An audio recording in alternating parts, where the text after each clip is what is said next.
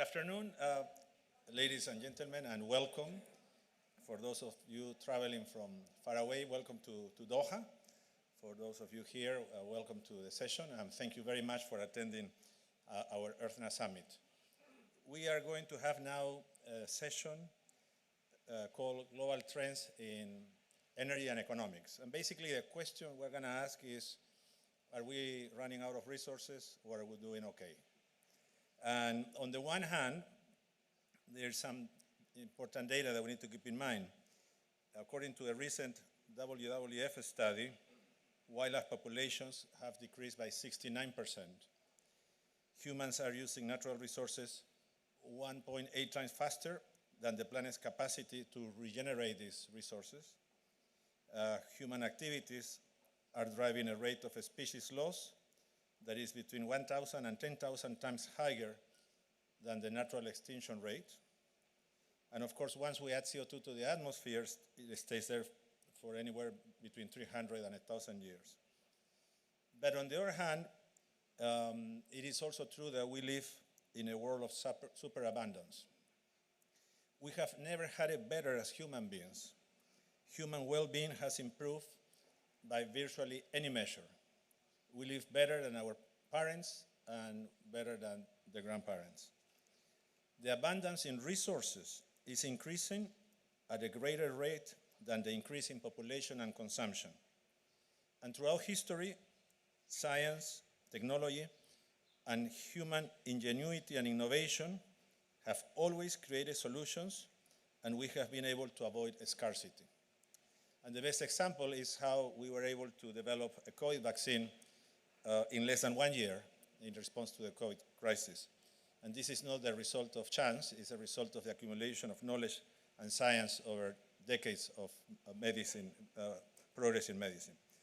So these are the types of questions we're going to address. We're going to start with Mr. Ian Vasquez that will make a short presentation about 12 minutes and will show us some data about human superabundance.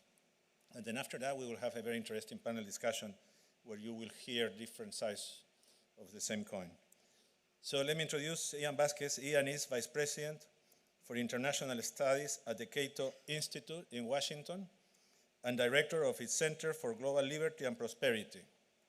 He's the co-author of the Human Freedom Index, editor of Global Fortune, The Stumble and Rise of World Capitalism, and co-editor of a book, Perpetuating Poverty, the World Bank, the IMF, and the Developing World. Ian has been a term member of the Council on Foreign Relations and is a member of the Mont Pelerin Society. He has appeared numerous times on CNBC, NBC, C-SPAN, CNN, Telemundo, Univision, Canadian Television, NPR, among others, discussing foreign policy and developing issues. So it's a pleasure to invite Ian to give us a presentation.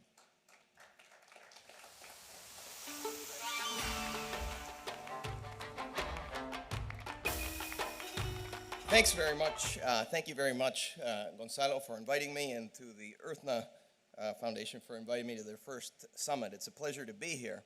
I want to make a few points today based on the empirical evidence, that is, based on what the facts are telling us, that goes starkly in contrast and starkly against the pessimistic view of the world, and certainly against the catastrophist view of the world, which again and again has proved wrong.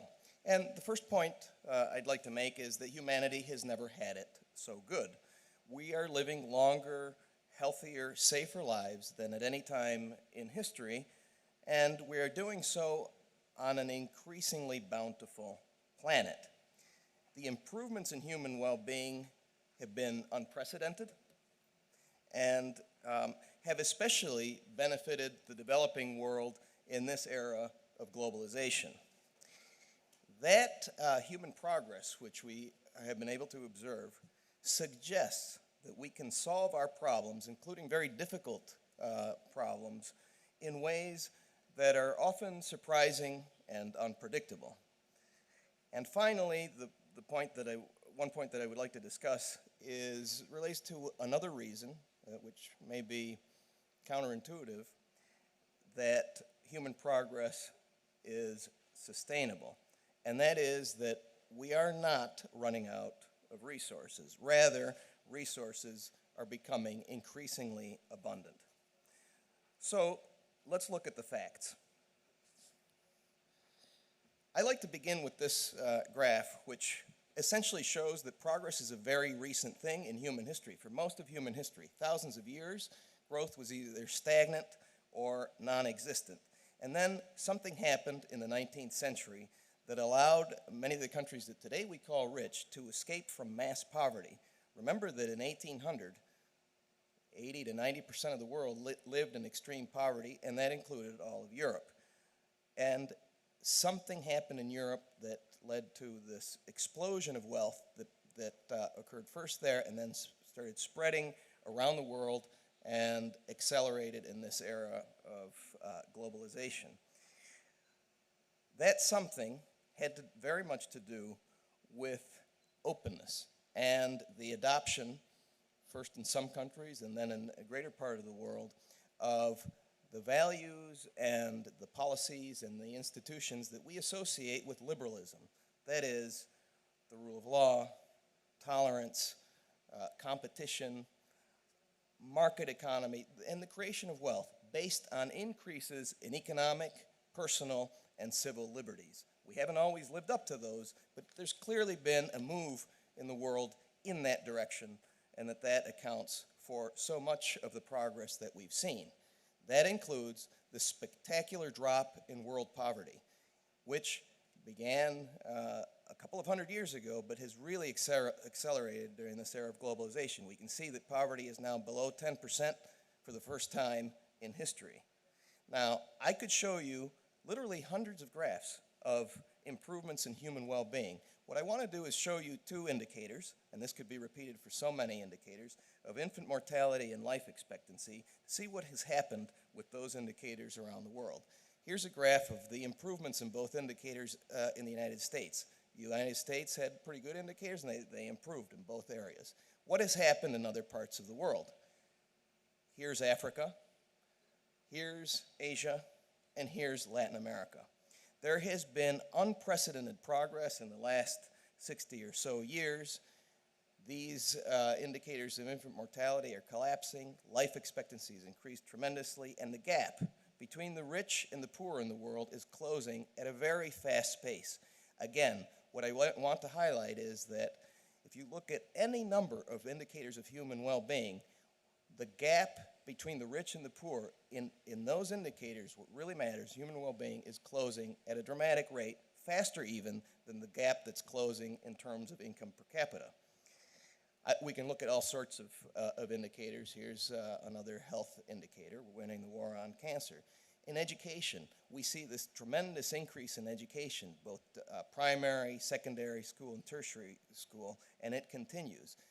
Literacy rates are rising all over the world. There you can see again, the gap is closing between the poorest parts of the world and the rest. And there's a lot of evidence to show that girls are the ones most benefiting. The food supply is rising. Despite a big increase in population, we see a rise in food supply all over the world. We are feeding more and more people during this time of population rise. Sub-Saharan Africa, the poorest region in the world, has surpassed the 2,000 calorie intake per person and is now at a level that Portugal was at in 1960. This, again, is tremendous progress, and we can expect to see that continue. We have reached or are reaching peak farmland. What I mean by that is that we're doing more with less. We're producing much more with fewer areas dedicated to crops. And that is due to an increase in productivity and a slowdown in the rate of population growth. Again, we are feeding more and more people with less and less land. What this means is also that vast areas of land are being returned to nature. In the last 40 or so years, we've seen an area the size of Alaska and Montana combined returned to forest land. This has been a net increase in the world of forest land because of urbanization, because of greater productivity in the use of farmland and the use of peak, we've reached peak farmland.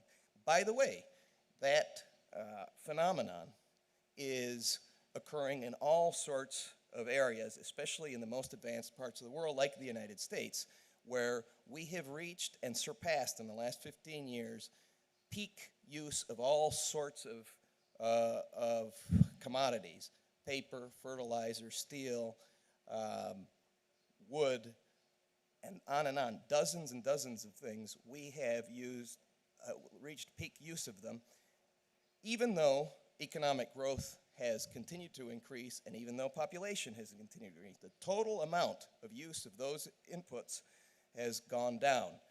That is to say that there has been a decoupling of economic growth and the absolute use of resources in a lot of areas in the most advanced economies. And we can expect that that's going to begin to start happening at some point in the rest of the world as well. International armed conflict has gone down. Even, and this has happened certainly with the fall of communism, there's a spread of freedom. With the spread of freedom, there is less of a propensity for war, and even with the war in Ukraine, we expect to see only an uptick of that. Nothing is set in stone. I hope that I'm right about that, but nevertheless, this is what has happened with international conflict. Not only is there less international conflict, when there are fewer people who die in battle deaths, both in civil wars and in international conflicts. Deaths from climate catastrophes have plummeted, and that's due to a lot of reasons, not the least of which is that we've become wealthier. We've become wealthier, and we have a great ability to adapt to all sorts of conditions. I could go on, but this gives you an idea of the kind of progress that is going on in its scale and its scope and its pace. It is unprecedented. All of this has occurred at a time when the world has experienced an increase in freedom.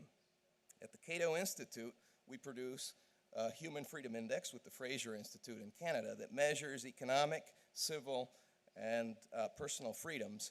And we find a very strong association between freedom, human freedom, and prosperity, and any number of indicators of human well-being. The freer a society, the greater the indicators of human well-being. Here you see freedom and life expectancy. It's literally a matter of life and death, you could say, to be freer. Here you see access to clean water. The freer countries have much more access to clean drinking water. All of this has happened at a time of greater freedom and an increase in the population. Some might call it a population explosion, making the progress seem all the more impressive, and it truly is indeed. But it is reasonable to ask, is it sustainable? How long can the planet continue along this path? For this part of my talk, I'm going to draw from a new book by my colleagues, Marion Tupy and Gail Pooley, called Superabundance. And of course, the view that growth is unsustainable has existed throughout wages, which have tended to be going up. When you use wages, you at 18 different data sets in their book, looking at hundreds of commodities and even services, and you can buy 6.5 times using that amount. So that's an increase in abundance, in this case, an increase of personal abundance by 6.5%. When you look at every single indicator, you find that the increase in abundance applies to all of them in large ways. The average for the 50 most important commodities is a decrease in price of about 71%, which translates into an increase of 3.5 times what you could buy, what you buy today compared to 40 years ago. Okay, another way of looking at it is, they didn't just look at average prices. You can look at low-collar workers 100 years ago could buy a dozen eggs. There is this tremendous increase in abundance going on all around the world. So what Malthus said was that population demands would outgrow resources and we would face catastrophe. The reality has been quite different. In fact, resources are growing at an exponential rate that can be played in an infinite variety of ways. This same insight applies to the planet, which has a fixed number of atoms that can be recombined, just like resources can, in any infinite combination of ways. What matters is not the physical limits of goods, but the freedom to innovate and the freedom to reimagine the use of resources. The human mind really is, as Julian Simon used to remind us, the ultimate resource. And that we really have to keep in mind whenever we confront any problems that we try to solve. Thanks very much.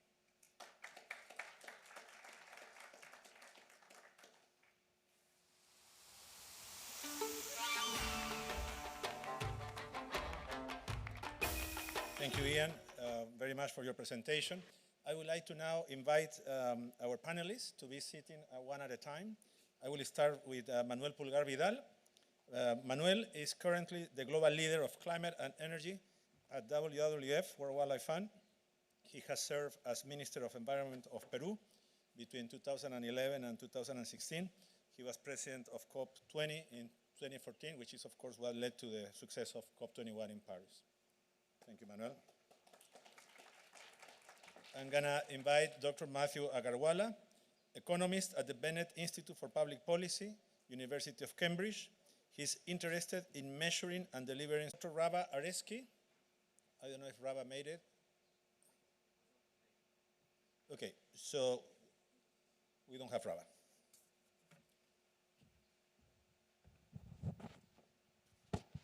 All right, so let's now have some reactions to the data that we just saw. And I'm going to start with Manuel. I'm going to quote some of the things, Manuel, that you have written in the past.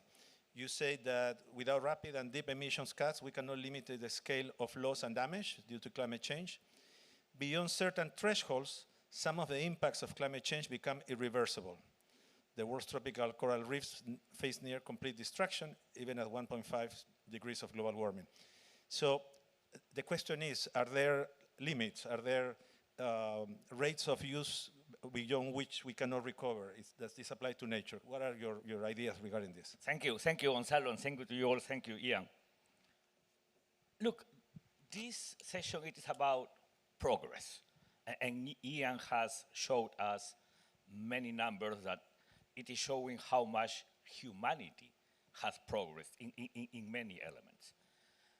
But if we were in a situation in which we were asking the same question to people living in Tuvalu, in the Maldives, in the Marshall Islands, probably the answer would be no, because we know that those islands will disappear in the next 80 years. It would be the same in the Amazon, in which we know that irreversible, it will be a savanna. So the point it is, I am fully agree with Ian of the concept of freedom to decide, freedom to exercise our ability and our skills. But also it is freedom to understand what it is the consequences of our own actions, because it has consequences. And it is freedom also to listen and to understand what science it is telling to us. Because you asked me, Gonzalo, about loss and damage. Loss and damage, it is not money or a new mechanism for adaptation. It is for those cases in which we know that that human being, that ecosystem, that economic activity will disappear. So the point it is that if we are not able to understand what science it is telling us, that progress will fail, clearly will fail. And so that is so important. So that means that sustainability, it is not just that simple equation of connecting environment, social, and economic. It is more than that. It is to define a collective and to agree a vision, and in that sense, the 1.5, the nation positive, the net zero, the resilient world are so good elements of that collective vision. It is to identify and to manage risks when are manageable, and we know by now that for the largest corporation of the world, as it has been identified by the World Economic Forum, climate it is in the top, war it is the second one, and biodiversity loss it is the third one. So all those elements has become part of the economic and the risk analysis equation, what it is so important to be considered. Also, sustainability is about knowledge, and knowledge means to listen to science, as I've already mentioned. And the IPCC for climate and the IPBES for biodiversity have already modeled what it could happen and what it could be the cost of the inaction. And we know that on all of those models, if we keep our current behavior, we could raise temperature by the end of the century in 3 degrees. And we know what does it mean with 1.1 by now. We know that there are some places in India in which they are living with 56 degrees Celsius, that it is a non-livable place. So the point is that I am not questioning any of the numbers and facts raised by Ian. But the point is that in this equation of progress, in this equation of the future of the humanity, we have to consider all of these elements. Because if not, as Europe, it is suffering because they used not to cooperate. They used to develop their energy security concept based in a fragmented and isolated way. Each one of the European countries trying to address their own energy needs. Now it is clear that the only way to think about progress, it is by cooperating. It is the only way. There are not alternatives. And that is the only way in which we could sort the different kind of crises that could emerge of the world. I don't want to take too much time, but also it is important to understand the role of the states and the role of the government. I am fully agree with the idea of freedom, liberty, for sure. But in the former panelizing that our colleague was present, it was clear by the moderator the importance of having clear regulation. In that case, it was to promote circular economy, with what I am fully agree. We do need to have a state, a government that can arbitrate, that can define and give the political signals to move sustainability towards a strong reality, towards something that it is achievable. So let me finish, I'm not sure if we will have time for a second question, by saying climate, address climate change, address biodiversity loss, address the plastic pollution, among many, many other elements, are not in any way a restriction or limit to any kind of progress.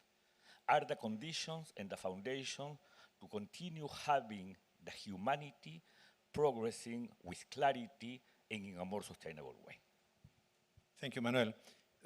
Before we go to Matthew and Lorna, let me just do an additional question to you, but try to answer it fairly quickly, which has to do with this data from WWF about wildlife population declines, and it has been widespread. But there have also been success stories, especially in Europe, where in Europe you have seen the forests are recovering and many wildlife populations are increasing. So you are a conservationist, you have a Minister of Environment. Can we reverse the tide? Is it possible to reverse these trends? Look, probably disconnect me with the idea of extinction. We are now talking about the sixth extinction. What is happening with the current extinction? That in the 5 former extinctions, we had enough time, and when I talk about enough time, I'm talking about millions of years, that gave to the planet the ability and the opportunity to evolve. So it was because of the evolution, it was because of biology that all the species were able to recover and to recover the ecosystem and to repopulate the planet with different kinds of ecosystem, habitat, and species. In this 6th extinction, we are not giving the planet that ability, showing how effective conservation measure has been to achieve or to fulfill with that objective. But on the other hand, it is true that we are losing not only species, we are losing genetic resources. And do you know what does it mean to lose genetic resources? That we won't have the ability to use them by researching, because most of the things that we are now consuming as food, as many other elements, has came because genetic resources. So by losing genetic resources, also we are limiting the ability of the future generation to continue working in their own progress. So it is good. We have good outcomes in conservation. Conservation has gotten a new opportunity because the new multilateral decision. But on the other hand, we have to reverse the nature loss rate, that it is dramatic. It is true. We are losing too much species, ecosystems, and habitats. Thank you, Manuel. Let's move on to Matthew now. So Matthew, now let's look at this from the perspective of economics.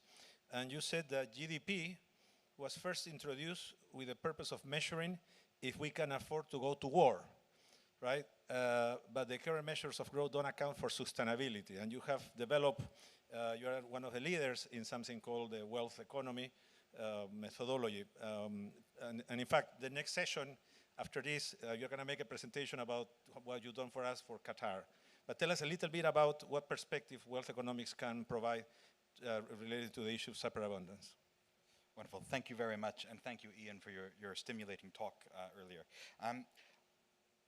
I am delighted that the next session is going to be purely about my research and the work that I'm doing here with EarthNA in Qatar.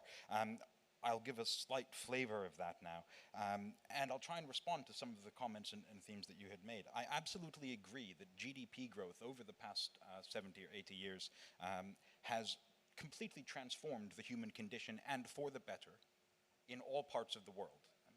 Unequally, sure, but improvements across multiple axes in all parts of the world. The issue, though, and I like to think about this as if I'm driving my car, there are some indicators that I use. I use a speedometer to understand how fast I'm going. And that's a really important metric for me. I need to know how fast I'm going. It's also really important for me to know how much charge do I have left on the battery, right? And if I'm running out of charge in the battery, my car's going to stop. That's another really important metric. The problem with the way that we present some of the growth and some of the benefits that we've had around growth is that it only focuses on that speedometer. It tells us, yeah, the economy is rip-roaring along at really high pace, but it tells us absolutely nothing about what's going on in the battery. And do we have the capacity, the charge? Is there enough left in the battery to continue that going forward? And I think that's one thing I would like to come back to on your talk. We don't have great data on this. You mentioned actually that net deforestation, so the net change after we account for deforestation and afforestation is actually a positive outcome. There are two global data sets that we typically use for this. One of them is the Global Forest Watch, which is developed by the World Resources Institute in DC, and they base their estimates of net deforestation on satellite imagery. So we're not asking people questions. We are looking at the planet with powerful telescopes and cameras from space to identify what's happening to the amount of tree cover. That data tells us we're losing about 80 million hectares, or acres, 80 million acres of forest land a year on net. Now, there's another data set from the FAO, and they released their latest report just a couple of years ago. Now, they do not use satellite imagery. They use the designation of the land as reported by the government. And that data tells us that there is still a loss, but it's only about a tenth. The net loss is about 8 million acres per year. That's a tenfold difference in the data. It's telling us that that battery that we use to keep the economy going is running out. And it's not just running out of charge, we're actually shrinking it because these renewable resources, or what were renewable resources, like tropical forests, like marine protected areas, are actually shrinking. And as a result of that, they are becoming non-renewable.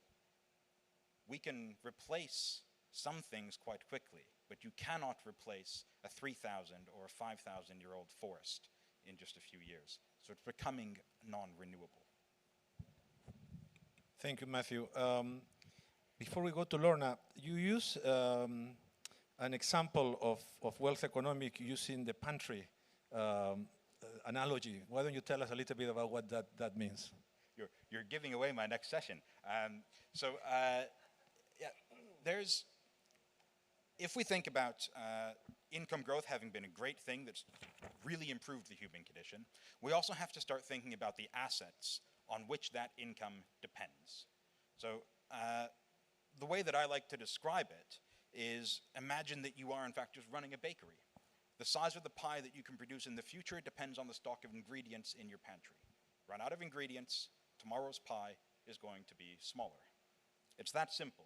Now, it took half a dozen Nobel laureates in economics to demonstrate that this is actually precisely the process by which the global economy operates.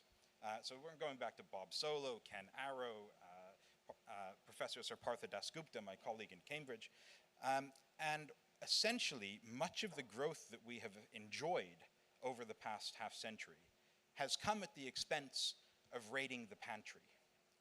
What I really liked about Ian's talk was the focus and the emphasis on knowledge capital, on innovation and technology, and the fact that we can create new information, new ways of doing things, we can learn by doing, and that this can actually increase our productivity and our capacity to sustain welfare into the future. But there's a caveat. We have to be very careful. And that caveat is that if we purely rely on technology without proper governance and stewardship of Earth's natural resources, and particularly our living natural resources, that same technological growth can become our enemy, and it can actually accelerate and exacerbate the ecological crisis that we face. Now, here's an exam question. I give it to my students every year, whether I'm at Yale or at Cambridge or LSE. If you can find me an example anywhere in the world where increased irrigation efficiency, new technology, has reduced, will become our enemy in this fight. Thanks, Matthew. So now, Lorna, we'll move to you. And earlier today, Lord Mandelson presented the results of this study on circular economy that Global Council has produced. And now we have some insights into how or what are the elements of a global economy for Qatar, and what are the sectors that are most likely where we can make some progress. So if we can somehow move into a circular economy, then the whole issue of whether we're running out of resources is no longer relevant, because we use the same resources over and over. So tell us to what extent you think circular economy is an approach that can help us tackle some of these issues. Yeah, definitely. I was strongly reminded, actually, when I was listening to what Ian was saying about, so during lockdown, I dabbled a bit with the stock market. And one of the little caveats that they always have below is past performance is not an indicator of future success. And I think that's been covered quite well by the rest of the panel. And I would agree with what you're saying about we have never had it so good, but now is the opportunity for us to make sure that we're putting in place innovation and solutions in order to ensure that we continue with that success. We're facing an existential crisis with climate change.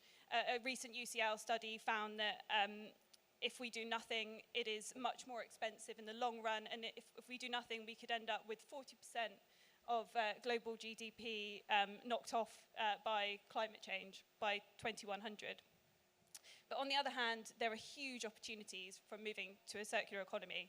So in the GCC alone, by 2030, if there was a transition to a circular economy, you could save 140 billion by 2030. And it's not just about the impacts of climate change, it's about the improving efficiencies for businesses. We heard earlier from Rolls-Royce talking about how you can improve through technology, and also as a kind of byproduct of moving to sustainability, you can improve the efficiencies of your business.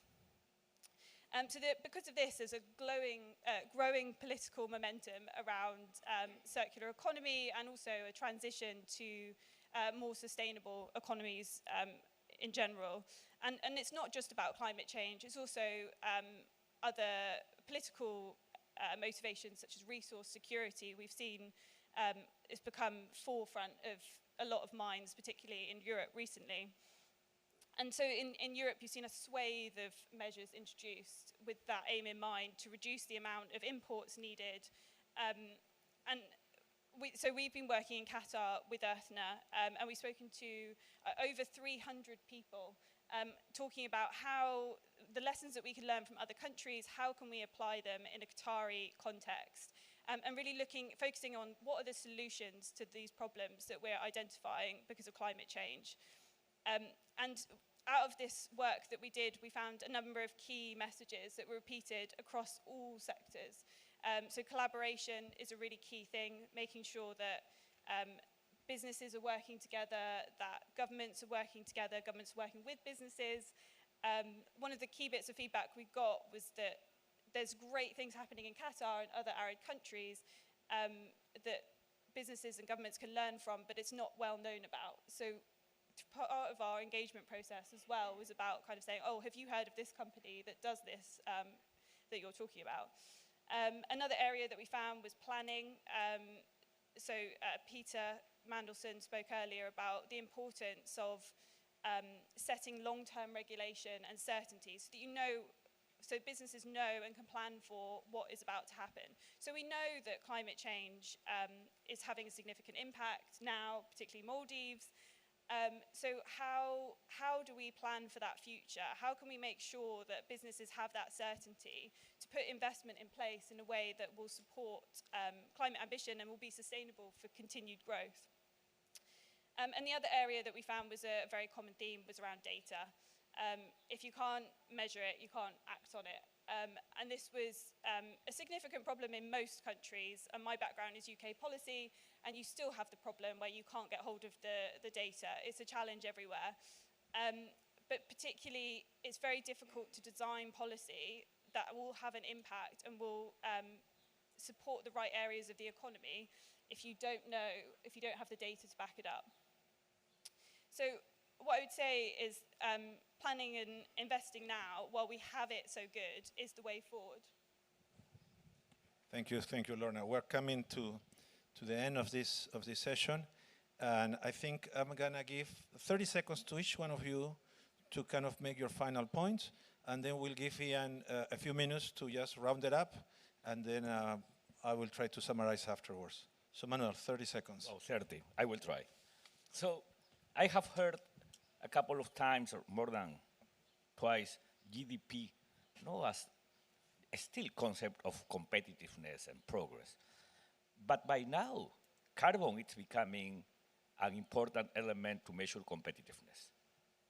And it could define the future of the economy of the world. How much carbon you are including in when you are manufacturing any product. And the world has started. Europe it is discussing these carbon border adjustment policies. And that means that carbon is becoming a key element of the economy. Second thing, because these kind of debates are so important, to avoid what it is happening mostly in the US with this anti-woke movement or anti-ESG. Those movements that are putting everything what sounds social, environment, any other concept into the same bag as something without any value. What it is not true. We have to be clear that when we think about climate and nature, we are talking about the economy, a key part of the economy. The idea of a climate economy, it is there, and we have to continue working on that and insisting on that message. Because the progress of our own countries, the progress of our own activities will strongly depend on how climate and nature responsible we are able to be. So important to have this kind of events. Thank you, Gonzalo, and thank you to Earthna. And let's continue fighting against these anti-woke people that are kind of dinosaurs in the current environment. Thank you, Manuel. Matthew, 30 seconds. Thank you. A few years ago, two economists shared the Nobel Prize in Economics, Paul Romer and Bill Nordhaus, both colleagues of mine. Paul Romer received the prize for his work on endogenous growth theory. Basically, what he said is the future we get is the future we design today. If we invest in the sorts of assets that provide a low-carbon, climate-resilient, high biodiversity economy today, then that is precisely the economy that we will get. He operates on this idea of complacent or non-complacent optimism, conditional optimism. We should be optimistic, and I think your talk set out many reasons why we should be optimistic. But we shouldn't be complacent in that optimism. It should be conditional on us making the right investment choices today. Thanks, Matthew. Lorna. Matthew stole my words, but much more coherently. So, what I would say is there is hope. It's not about pessimism, it's about realism. We're in a unique situation nowadays where we know what is going to happen. We know the impacts that our actions are having on the environment, on the planet, on people. And so we're also in a unique situation to change that and to invest now and spend on innovation to make sure that we can continue growing. Thank you, Lorna. So Ian, take a couple of minutes to please round it up. Sure. Well, first of all, thank you for your comments, and I take them seriously and agree with a lot of it. Let me just say that in my talk, I was concentrating on the case for optimism because, unfortunately, in today's public policy debate and the public debate, the alarmism around environmentalism and what to do is very prominent. And part of the argument is we have to throw away the entire system and replace it with something fundamentally different. That comes from the United Nations, it comes from activists and so on. None of you are making that case, but it's very important to make the optimist case. Part of the reason is because very educated people in majority numbers think that things are getting worse in the world when the data tells us that it's the opposite. There's a lot of psychological reasons for that, and maybe in another time we can discuss those, but it's very important to put the facts out there that things are not bad, they're getting better. I could have produced a lot more data to coincide with some of the things that you all said.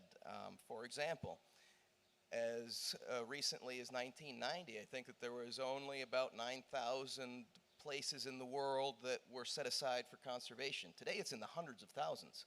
Today, the area of the planet that has now been set aside for conservation in order to address some of these issues is about the equivalent of the continent of Africa. And that includes sea, that includes the ocean and so on. But that's progress, and that is a way of dealing with some of these issues. I think that in terms of species depletion, it's worth noting that even among experts in this area, there's a wide disagreement about what's actually going on. I mean, you mentioned in your talk, you have different data for forestry, and we have different data depending on who we talk to among experts. It's even more so the case with regard to species depletion, where the range is quite enormous, and I can give you some statistics on that. We really don't know what's going on, and this isn't the place to get into methodology and assumptions that reach some of the more alarming kinds of conclusions. But the point that I want to make is that we have the ability to solve these problems. One of them is conservation, but another one is adaptation. And I think we shouldn't sell the ability of humans to adapt down the river. That is to say, for thousands of years, people have been adapting to their environment, and that's going to continue to happen. Mitigation is part of the answer, but so is adaptation. By the end of this century, compared to the beginning of this century, the world is going to be 5.5 times richer than when it started. So it's very unlikely that most places around the world that are going to see some sea level rise aren't going to do something about it. And they're going to be able to afford it because they're going to be much richer than we are today. So there are ethical concerns about proposals to redistribute wealth from today's relatively poor society for the benefit of tomorrow's much richer society, especially if that burden is going to fall on the developing world. You know, we're basically saying that view. I also think it's unnecessary. So yes, we need to do something about man-made climate change, but we have to balance all of these trade-offs in an intelligent way. And just to suggest that the science says this doesn't give you the answers. It lets you think about it more clearly, but it doesn't. Sometimes the use of the word, the science is telling us to do this, is kind of a misuse. No, the science tells us this. Now we have all of these different options, and you know, the science was also telling scientists several decades ago that there was going to be mass extinctions and that there was going to be starvation and all of these extreme scenarios that didn't come to be, that actually we would have already run out of resources. That's what the science was telling a lot of people. That's the more alarmist, case.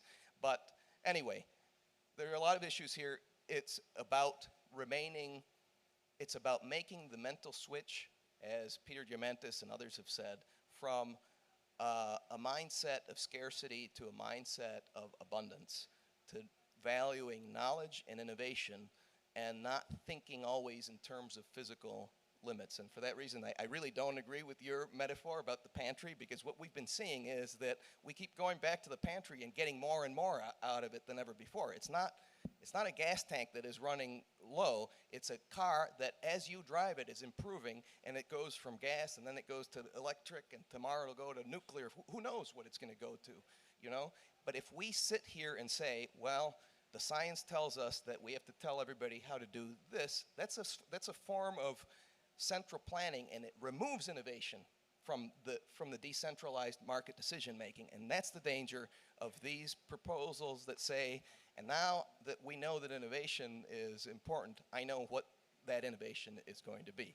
I'm not saying that you are saying that. I'm saying that we have to be cautious about how far we take this. So the best story on innovation that we've had in this sector is really on the private market did not for decades deliver that transition. Very good. Now, we can go on forever, and I know this is great. I think we need to finish, and I'm supposed to try to summarize the session.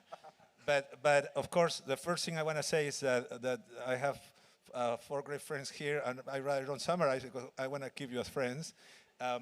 But the reason why we had this session is because, and I hope this comes across very clearly, as EarthNA, we really want to look at the data, the science, and the policy options in a very objective manner. Okay, we're not coming at sustainability with preconceived ideas. I think it's very critical for us to be able to look at data, to look at it carefully from different angles.